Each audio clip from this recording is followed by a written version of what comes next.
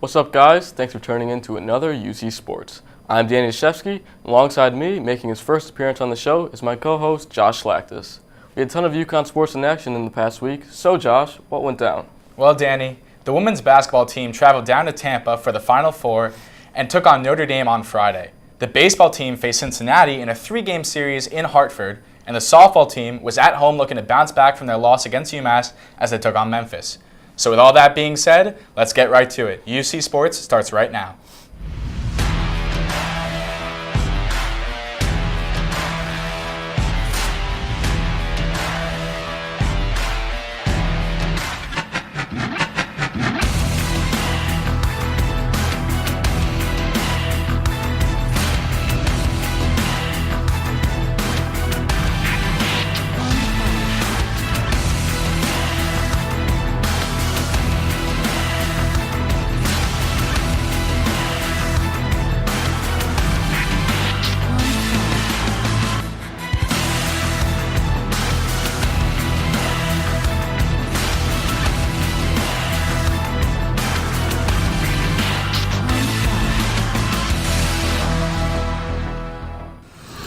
The long women's basketball season came down to 2 more games for the UConn Huskies as they took on their rivals Notre Dame.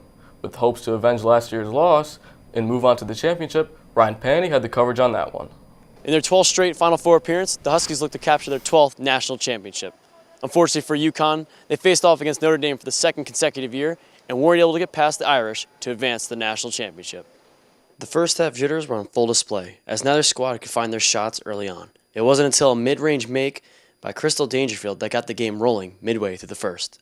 After that, the Huskies started to get comfortable, dishing some great passes and showing off on the defensive end as well. The second quarter is when the Huskies began to show signs of weakness around the rim. Notre Dame got second chance at their second chance.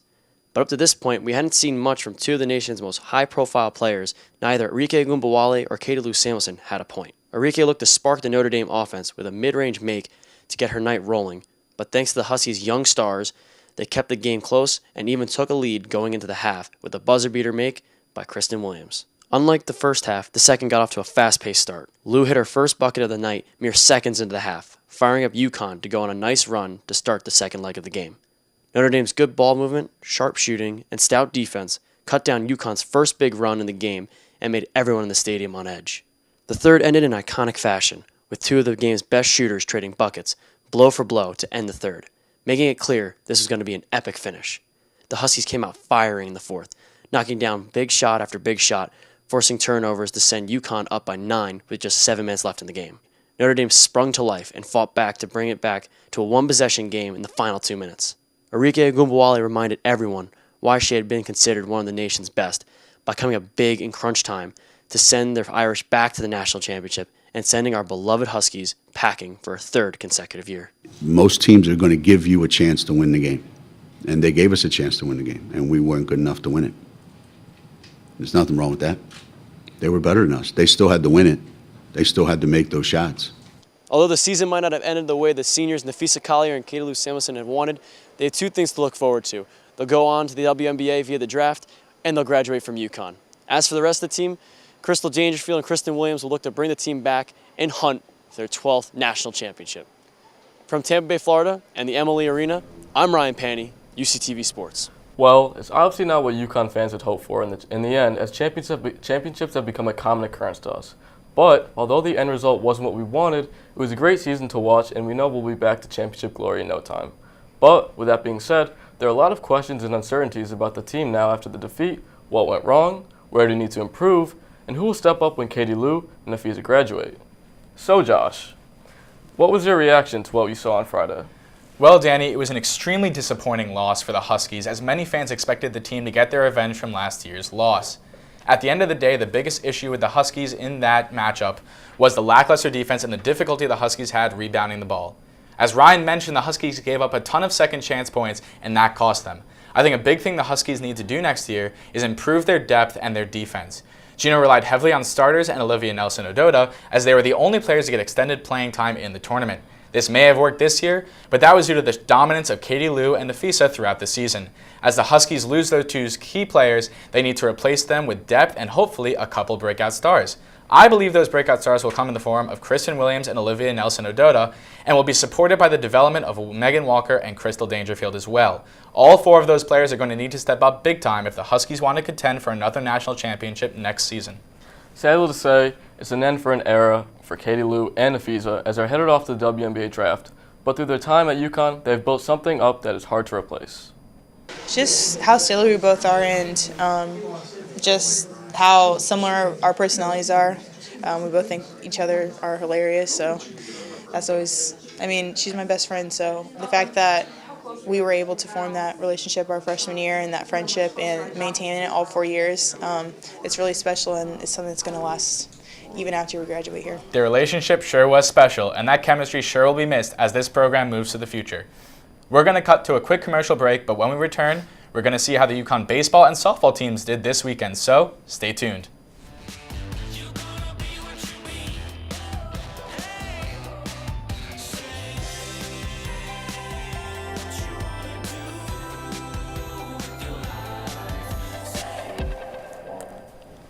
The UConn baseball team was given a great opportunity this weekend to go play in Hartford at the Dunkin' Donuts Park as they faced Cincinnati. Our own Garrett Galicki was down with the coverage. The Huskies concluded their 3-game series today, losing 10-4 and dropping the last 2 out of 3 games. Despite a late-inning rally on Friday, an offensive showing on Saturday, and Pat Winkle hitting his first 2 career home runs, it wasn't enough for the Huskies to overcome. UConn started off strong on Saturday with great starting pitching from Jeff Kirsten, who struck out 4 batters while only allowing 1 run over 4 2/3 innings. David Langer gave UConn the lead while blasting a monster home run, putting the Huskies up 2-1. With stellar play from the bullpen and closer Jacob Wallace striking out 2 in the 9th, the Huskies were able to grab the win. With the win in front of a great crowd, the Huskies improved to 19-10. Sunday started off similar to Saturday, with great starting pitching from Jimmy Wang, who struck out 7 batters in 4 innings pitched. Pat Winkle was able to get UConn going by jacking out his first 2 career home runs. With shaky defensive play, the Huskies were not able to come out on top. Here's what manager Jim Penders had to say about the series. I feel like they're trying. It's not like there's a lack of effort. This is a good attitude. It's a good bunch of guys. I'm not going to throw anybody under the bus. If anything, I think we just have to look at Cincinnati and what they played a lot looser, and they got better results, with their process because they were looser in the box. They were looser on the mound. They made the plays when they had to. We didn't, in all aspects. You could point to a little bit of every aspect, pitching, defense, offense, but the big culprit was offense. So we need to get back to a routine that's gonna pay dividends, and hopefully that comes on Tuesday against a really good team in Bryant, who's always ready for us. So and they can score runs. So we're gonna have to put up some runs too.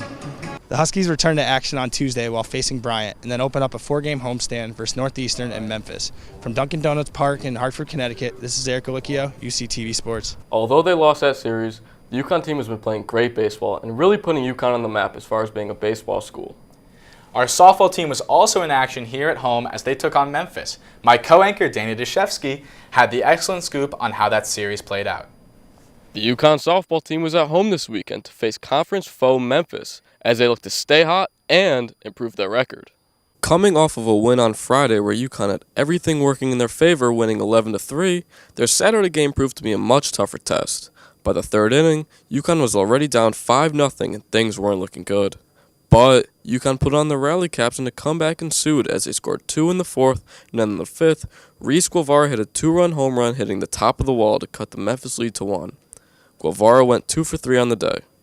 The Huskies kept it going in the bottom of the 6th as Carly Culler, with 1 woman on, smashed a 2-1 home run of her own to put UConn on top and now led 65.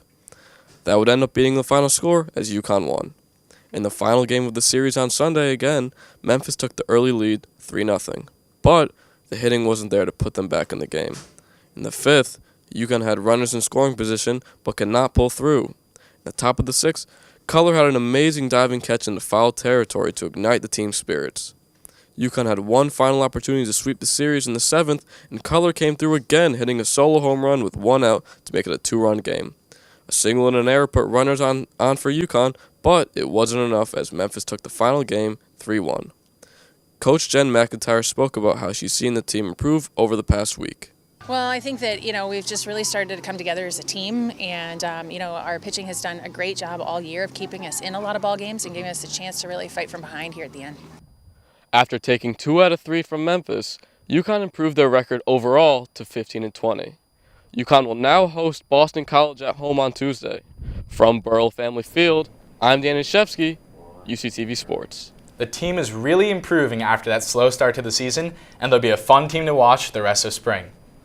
Although this weekend's result didn't look great for the future of UConn, there's still much hope on the horizon.